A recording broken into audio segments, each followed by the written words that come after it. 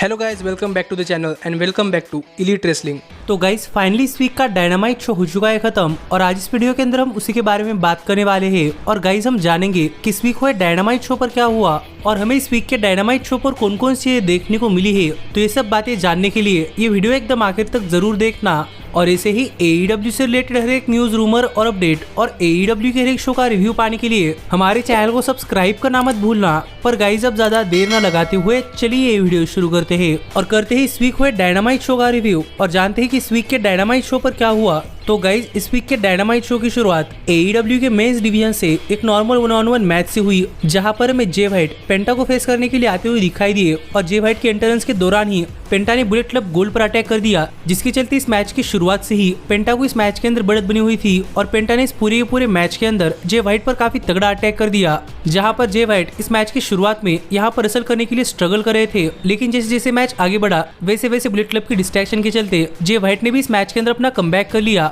और वो भी इस मैच के अंदर अपनी शानदार परफॉर्मेंस देने लगे। पर पेंटा यहाँ पर काफी डोमिनेट कर रहे थे और यहीं पर एक टाइम के लिए पेंटा जब इस मैच के आखिर में जे व्हाइट पर अपना फिनिशर लगाने के लिए गए तो फिर एक बार बुलेट क्लब गोल्ड ने यहाँ पर पेंटा को डिस्ट्रैक्ट कर दिया, जिस चीज का फायदा उठाकर पेंटा पर अपना फिनिशर लगाकर उन्हें पिन कर जे व्हाइट ने ये मैच जीत लिया है। जो देखा जाए तो मेरे हिसाब से एक प्रेडिक्टेबल रिजल्ट था, लेकिन जे व्हाइट के मैच जीतने के बाद यहाँ पर माइक लेकर बातें करते हुए जे व्हाइट ने कहा कि जे व्हाइट यहाँ पर MJF को एड्रेस करना चाहते हैं, क्योंकि MJF काफी डरपोक है और एक डरपोक MJF के लिए जे व्हाइट के पास एक मैसेज है, जो मैसेज जूस रॉबिन्सन देंगे। जो बातें जे व्हाइट ने कही और यहाँ पर माइक लेकर बात करते हुए जूस रॉबिन्सन ने कहा कि फाइनली जूस रॉबिन्सन इस वीक के dynamite dozen battle royal match के अंदर पार्टिसिपेट करने वाले हैं और वो ये मैच जीतकर MJF से उनकी डायनामाइट डायमंड रिंग लेने वाले हैं। जो बातें फिर एक बार जूस रॉबिन्सन ने यहाँ पर कही तो देखने के लिए मजा आने वाला था कि अब मेन इवेंट के अंदर क्या होता है। पर बुलेट क्लब गोल्ड ने डायनामाइट शो की काफी अच्छी तरीके से शुरुआत की थी, पर इसके बाद हमें डायनामाइट शो पर रेनी पैकेट MJF का बैकस्टेज में इंटरव्यू लेते हुए दिखाई दी और यहाँ पर रेनी पैकेट ने MJF से पूछा कि MJF बुलेट क्लब गोल्ड को एड्रेस करने के लिए क्यों नहीं गए।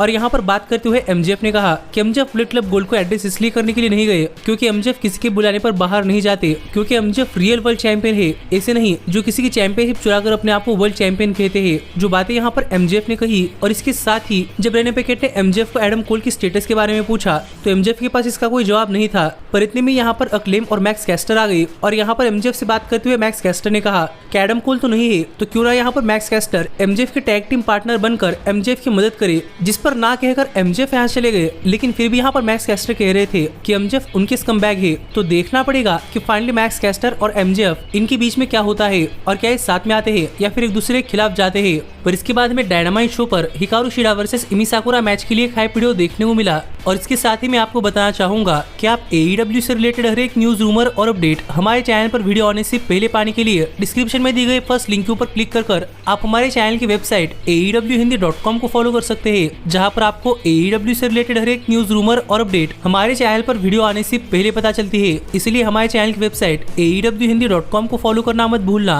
और आप ऊपर आए हुए कार्ड के ऊपर क्लिक कर ये वीडियो देखकर हमारे चैनल की एप्लीकेशन भी डाउनलोड कर सकते हैं। पर इसके बाद में डायनामाइट शो पर हिकारू शिडा अपनी विमेंस वर्ल्ड चैंपियनशिप एक 1-on-1 मैच के अंदर इमी साकुरा यानी कि अपने मेंटोर या फिर टीचर के खिलाफ डिफेंड करती हुई दिखाई दी। और अगर यहाँ पर हम बात करें इस मैच की तो गाइस विमेंस डिवीजन से इस वीक के डायनामाइट शो पर ये मैच एक काफी शानदार मैच रहा है, जहाँ पर इमी साकुरा और हिकारू शिडा ये दोनों टीचर स्टूडेंट है, जिसके चलते इस मैच के अंदर इन दोनों को एक दूसरे के सभी मूव्स पता थे, जिसके चलते इस मैच के अंदर काफी बढ़िया रिवर्सल्स और काउंटर्स हो रहे थे और दोनों सुपरस्टार्स की केमिस्ट्री भी एकदम जबरदस्त रही और दोनों ने इस मैच के अंदर अपनी काफी बढ़िया परफॉर्मेंस दी। जहाँ पर पहली बार कोई हिकारू शिडा को एक मैच के अंदर डोमिनेट करा था, पर आखिरकार हिकारू शिडा ने किस तरीके से अपनी हिम्मत जुटाकर इमी साकुरा पर फैल्कन एरो लगाकर अपना फिनिशर कटाना लगा दिया और उन्हें पिन कर हिकारू शिडा ने ये मैच जीत लिया है और वो स्टिल है AEW विमेंस वर्ल्ड चैंपियन। तो देखना पड़ेगा कि उनके साथ आगे क्या होता है। पर इसके बाद हमें डायनामाइट शो पर रेनी पैकेट एडम कोपलन का इंटरव्यू लेते हुए दिखाई दी और यहाँ पर रेनी पैकेट ने एडम कोपलन से पूछा कि उन्हें AEW के अंदर आकर तो टाइम हो चुका है और अपने अब तक के रन पर एडम कोपलन क्या कहना चाहते हैं। और यहाँ पर जवाब देते हुए एडम कोपलन ने कहा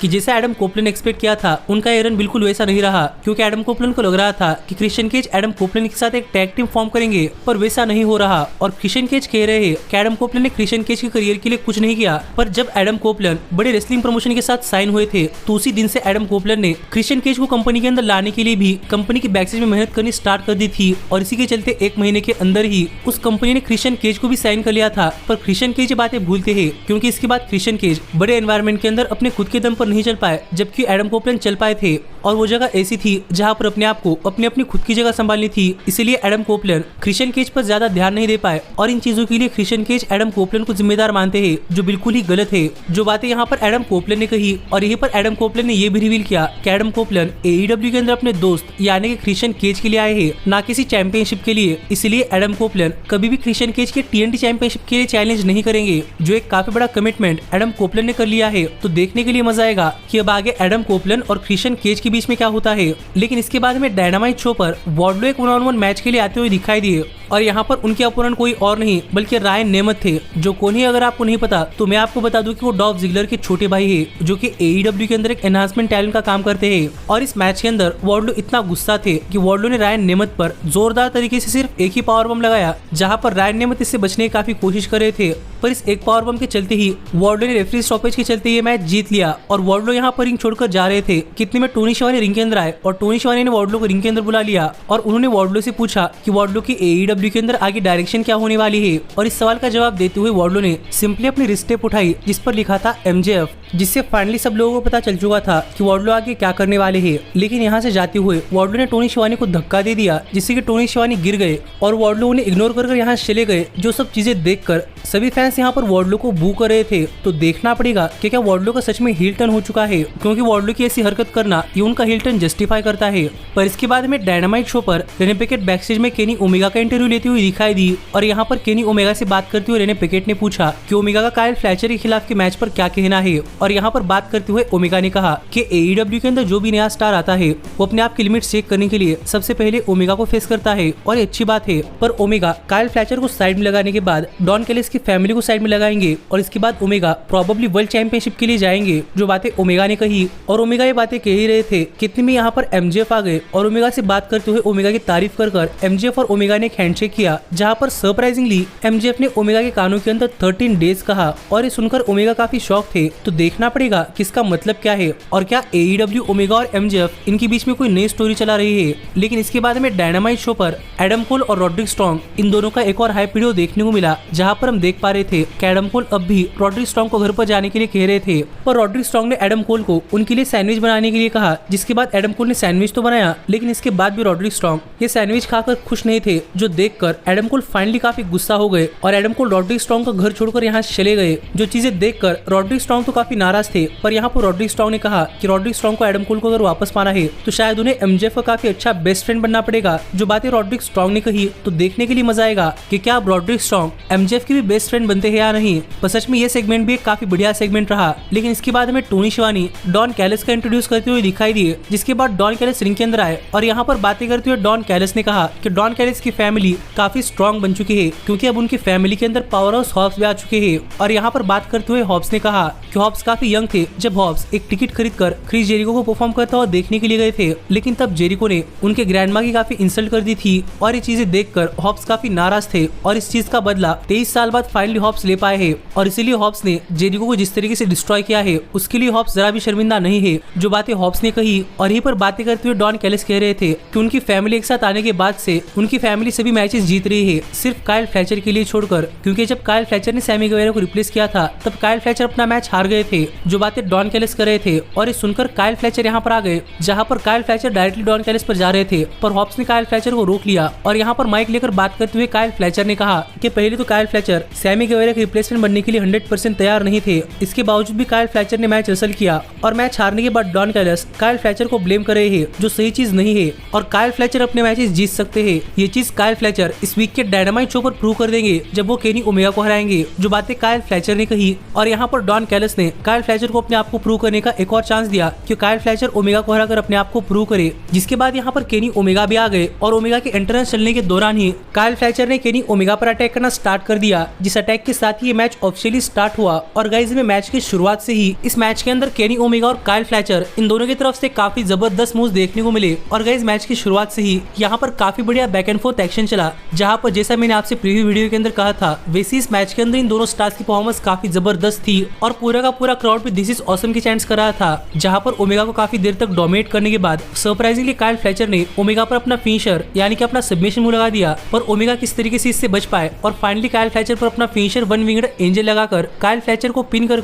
ओमेगा ने अपने लिए मैच जीत लिया है। और काइल फ्लेचर की हार देखकर कॉमेडी टीम पर बैठे हुए डॉन कैलिस भी काफी नाराज थे, तो देखना पड़ेगा कि आगे काइल फ्लेचर और डॉन कैलिस के बीच में क्या होता है। पर आखिरकार ओमेगा को किसी मैच के अंदर विक्ट्री मिल चुकी है, लेकिन इसके बाद में डायनामाइट शो पर फिर एक बार डायनाहाउसन के लिए एक हाइप वीडियो देखने को मिला, जहां पर बात करते हुए डायनाहाउसन ने कहा कि वो काफी जल्दी AEW के अंदर आने वाले हैं, तो देखना पड़ेगा कि वो क्या करते हैं। लेकिन इसके बाद में डायनामाइट शो पर लांस आर्चर आते हुए दिखाई दिए, जहां पर वो अपने एंट्रेंस के साथ ही अपने अपोनेंट को मारते हुए रिंग की तरफ ले आए, जहां पर उनका अपोनेंट लांस आर्चर पर काफी तगड़ा अटैक करने का ट्राई कर रहा था, पर उस पर जोरदार मूव्स लगाने के बाद फाइनली ये मैच ऑफिशियली स्टार्ट हुआ। और जैसे ये मैच स्टार्ट हुआ वैसे ही लांस आर्चर ने अपने अपोनेंट पर अपना फिनिश लगाकर उन्हें पिन कर ये मैच जीत लिया है, जिससे हम कह सकते हैं कि एक डोमिनेटिंग फैशन के अंदर लांस आर्चर का भी रिटर्न हो चुका है। तो देखना पड़ेगा कि उनके लिए आगे क्या होता है। पर इसके बाद में डायनामाइट शो पर स्वर्व स्ट्रिकलैंड की एक अनाउंसमेंट सुनने को मिली कि काफी जल्दी स्वर्व अपना एक म्यूजिक वीडियो रिलीज करने वाले हैं, और इसी पर हमें स्वर्व स्ट्रिकलैंड और प्रिंस नाना इन दोनों का एक बैकस्टेज सेगमेंट देखने को मिला, जहां पर प्रिंस नाना स्वर्व की काफी तारीफ कर रहे थे क्योंकि वो काफी जल्दी एक म्यूजिक वीडियो लॉन्च करने वाले हैं। लेकिन यहीं पर बात करते हुए स्वर्व ने कहा कि स्वर्व चाहते थे कि उनकी इस म्यूजिक वीडियो के साथ साथ स्वर्व के पास एक चैंपियनशिप भी आए, पर ऐसा नहीं हुआ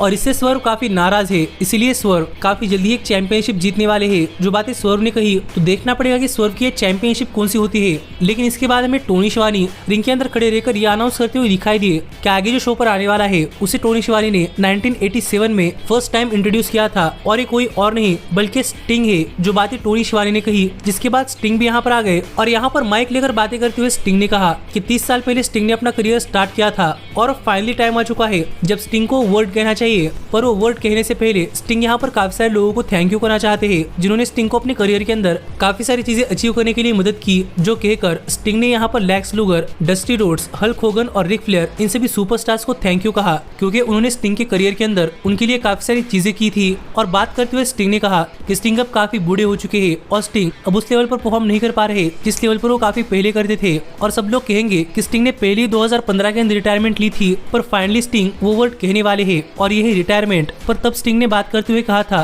कि स्टिंग के बारे में सिर्फ एक ही चीज श्योर है कि उनके बारे में कोई चीज श्योर नहीं है कि वो कब क्या करेंगे। लेकिन फाइनली स्टिंग अब सबको बताना चाहते हैं कि रेवोल्यूशन 2021 पेपरव्यू के अंदर स्टिंग का AEW के अंदर फर्स्ट मैच हुआ था, और अब रेवोल्यूशन 2024 के अंदर स्टिंग का AEW के अंदर फाइनल मैच होने वाला है। और इसके बाद एक चीज तो श्योर है कि स्टिंग की रिटायरमेंट आखिरी रिटायरमेंट होने वाली है, और इसके बाद स्टिंग वापस नहीं आने वाले, जो एक काफी बड़ी अनाउंसमेंट स्टिंग ने इस वीक के डायनामाइट शो पर की। और गाइस ये पूरा सेगमेंट चलने के दौरान सभी क्राउड स्टिंग को चीयर कर रहा था, उन्हें अप्रिशिएट कर रहा था, यू स्टिल गॉट इट के चैंट्स कर रहा था, थैंक यू स्टिंग के चैंट्स कर रहा था। जो सब चीजें देखकर स्टिंग एक बार के लिए इमोशनल हो गए, पर उन्होंने अपने आप को संभाल लिया। तो देखना पड़ेगा कि अब स्टिंग की रिटायरमेंट मैच कैसा होता है और एक किसके खिलाफ होता है। लेकिन इसके बाद हमें डायनामाइट शो पर RGCT अनाउंस करते हुए दिखाई दिए कि टोनी स्टॉर्म की एक मूवी काफी जल्दी लॉन्च होने वाली है, जिसके बाद हमने टोनी स्टॉर्म की वो मूवी भी देखी। और गाइस ये मूवी फिर एक बार एक साइलेंट मूवी थी, जहाँ पर टोनी स्टॉर्म और RGCT काफी सारी चीजों के बारे में बात कर रहे थे, जो एक एंटरटेनिंग चीज थी। लेकिन इसके बाद हमें जिम रॉस डायनामाइट शो पर निक वेन और उनकी मदर के साथ बैठकर एक सिट डाउन इंटरव्यू करते हुए दिखाई दिए। और यहाँ पर बात करते हुए सबसे पहले निक वेन की मदर ने निक वेन से ये कहा कि निक वेन क्या कर रहे हैं, डार्बी अलिन उनके लिए भाई की तरह है और निक वेन उन पर ही टर्न हो गए हैं, जबकि उनको पता है कि क्रिश्चियन केज ने उनके फादर और निक वेन की मॉम के बारे में क्या क्या कहा है।